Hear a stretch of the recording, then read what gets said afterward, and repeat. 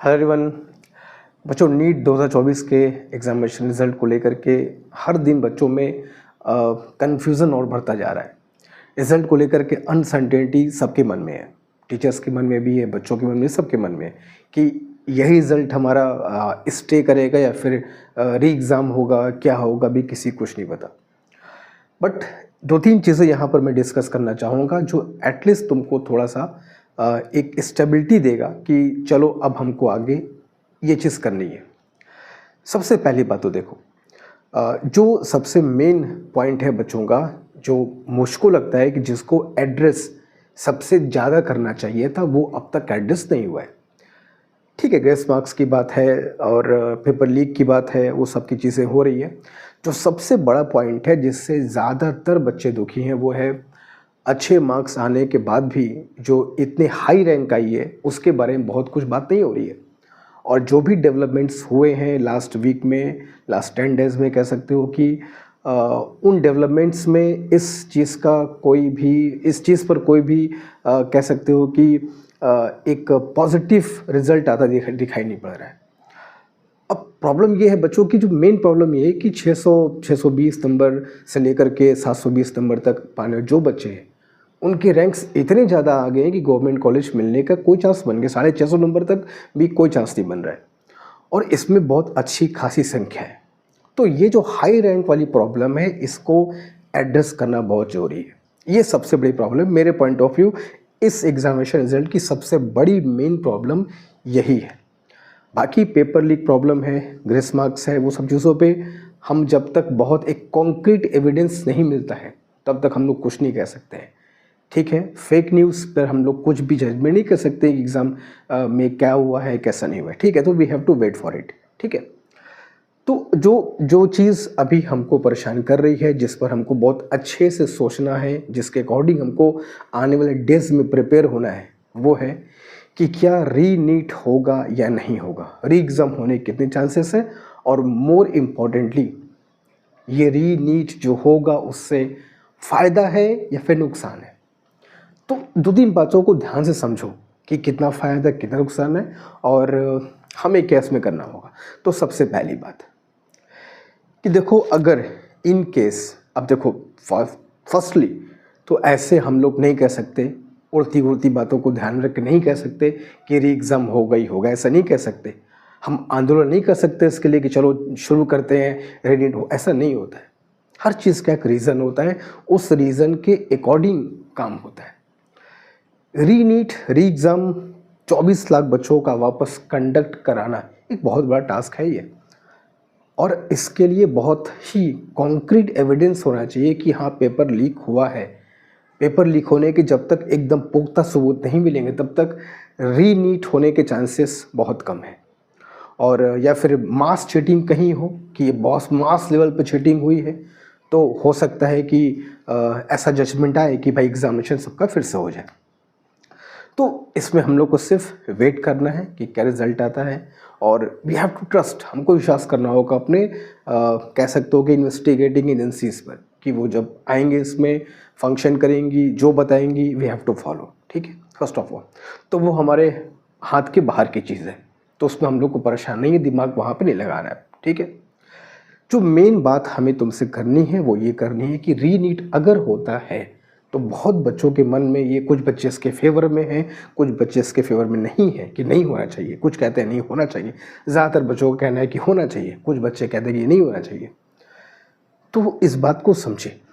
Personal अगर मेरी बात करोगे तो मेरे हिसाब से अगर कहीं पर भी एग्जामिनेशन के किसी भी लेवल पर पेपर लीक या मास चीटिंग जैसी बात हुई है, अगर हुई है, तो री नीट एग्जामिनेशन ज़रूर होना चाहिए और ज़रूर होगा भी, और ये बेहतर ही होगा, बहुत अच्छा होगा। जो हमारे कन्फ्यूज़न है कि हायर रैंक हमें आगे इतने अच्छे मार्क्स के बाद भी हायर रैंक हमारा आ गया, एंड ये कहना है कि कंपटीशन लेवल बहुत बढ़ गया है। ठीक है, ये बहुत ट्रांसपेरेंट आंसर नहीं है, लेकिन ठीक है, अगर एक तरीके से ये सच भी है कि एक ही साल में इतना गुना कंपटीशन लेवल बढ़ गया, तो ठीक है, let's take one more examination, सब साफ हो जाएगा, वहाँ भी कंपटीशन लेवल बढ़ेगा तो रैंक ठीक है हमारे वैसे ही आएंगे फिर। तो अगर ये एग्जामिनेशन दोबारा होगा तो एटलीस्ट चीज़ें रैंक ये नहीं गारंटी नहीं कि रैंक जो हमारा अभी ज़्यादा है वो कम ही हो जाएगा, एटलीस्ट चीज़ें क्लियर हो जाएंगी। एग्जामिनेशन जो अभी होगा बहुत हाई सिक्योरिटी लेवल पर होगा, इसके बहुत ही कम चांसेस होंगे कि अब कोई डिस्क्रिपेंसी होगी, अब कोई बदमाशी होगी, इसके बहुत कम चांस होंगे। तो ये मान के चलो एग्जामिनेशन बहुत स्ट्रिक्ट लेवल पर होगा। डिफ़िकल्टी लेवल तो इज़ नो ब्रेनर, सबको पता है कि डिफ़िकल्टी लेवल जो होगा वो पहले से कुछ ज़्यादा ही होगा, इतना तो कन्फर्म है। तो इसमें हमको परेशानी की बात नहीं है। अगर एग्जामिनेशन फेयर है तो बिलीव करो डिफ़िकल्टी लेवल पे कोई फ़र्क नहीं पड़ेगा, रैंकिंग्स जो जिसके जैसे होंगे उसके अकॉर्डिंग आएंगे, ठीक है। तो मेरे हिसाब से अगर एग्जामिनेशन दोबारा होता है तो it is to be welcomed, हमको उसको दोनों हाथ से वेलकम करना चाहिए, इसमें कोई क्वेश्चन नहीं करना चाहिए। अब ये अच्छा है या ख़राब है, ये बिल्कुल सही बात है कि अगर एग्ज़ामिनेशन होगा तो हमको फिर से चीज़ों को रिकलेक्ट करना होगा, पढ़ाई करना होगा, अपने आप को मेंटली प्रिपेयर करना होगा। वो सब चीज़ें अभी मैं उसके बारे में बाद में बात करेंगे, लेकिन पहले भी बात करेंगे कि कितना सही है कितना गलत है।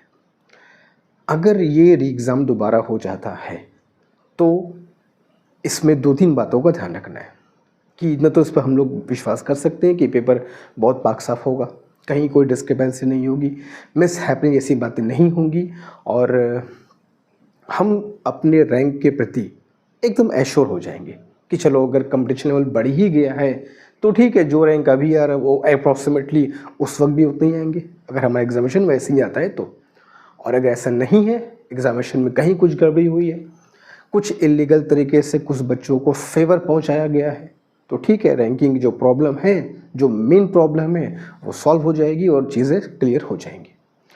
तो मैं तुम सबको सेशन यही दूंगा कि अगर किसी भी तरीके से ये ऐसा जजमेंट आता है कि ये एग्जामिनेशन दोबारा फिर से होगा तो we have to welcome it with both hands, हमको दोनों हाथ से इसका स्वागत करना चाहिए और अपने प्रिपरेशन में जम जाना चाहिए, ठीक है।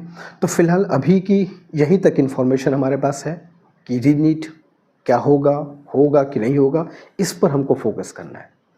और उसको तुमको पहले ही कि मैंने कहा कि इसके लिए कॉन्क्रीट एविडेंस होना चाहिए कि कहीं पर पेपर लीक हुआ है या मास चीटिंग हुई है, ताकि एक दोबारा एग्जामिनेशन होने का रास्ता साफ हो सके।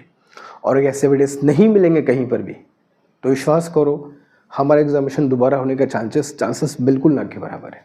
We have to accept it कि जो हमारे रैंक्स है हमको उसके साथ आगे बढ़ना पड़ेगा, दैट्स इट, इसमें फिर कुछ नहीं हो सकता।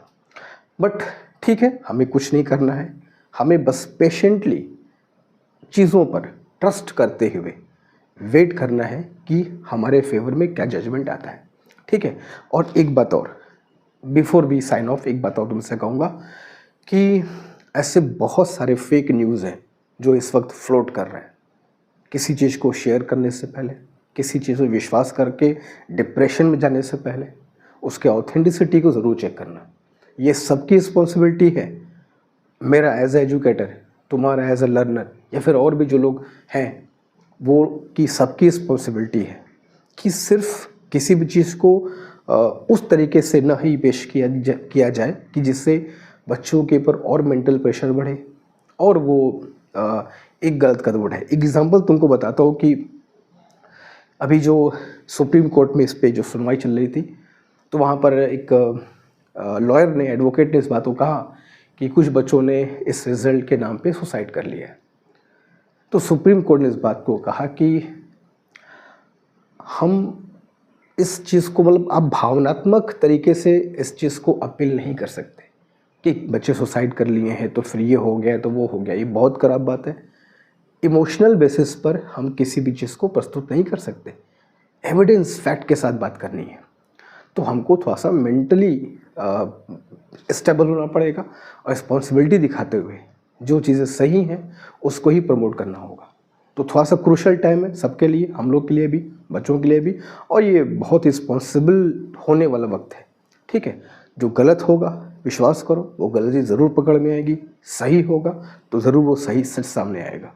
लेकिन हम लोग को कोई भी इलीगल तरीके से, कोई भी गलत तरीके से किसी को परेशान करने के पॉइंट ऑफ व्यू को ऐसी चीज़ नहीं करनी है। We have to wait and wait patiently कि क्या होता है आगे, ठीक है। और जहाँ तक री नीट एग्जामिनेशन की प्रिपरेशन की बात है तो उस पर अभी मैं कुछ नहीं कहूँगा, मुझको नहीं पता, किसी को नहीं पता एग्जामिनेशन होगा भी कि नहीं होगा, क्या हमको उसी रिजल्ट के साथ आगे बढ़ना पड़ेगा। हम लोग पहले से प्लान बना लें कि री नीट होगा तो ये होगा वो होगा, एग्जामिनेशन नहीं होगा तो फिर सब बेकार जाएगा। तो देखते हैं जजमेंट क्या आता है, सुप्रीम कोर्ट क्या कहती है, उसके हिसाब से हम लोग फिर आगे का प्लान करेंगे।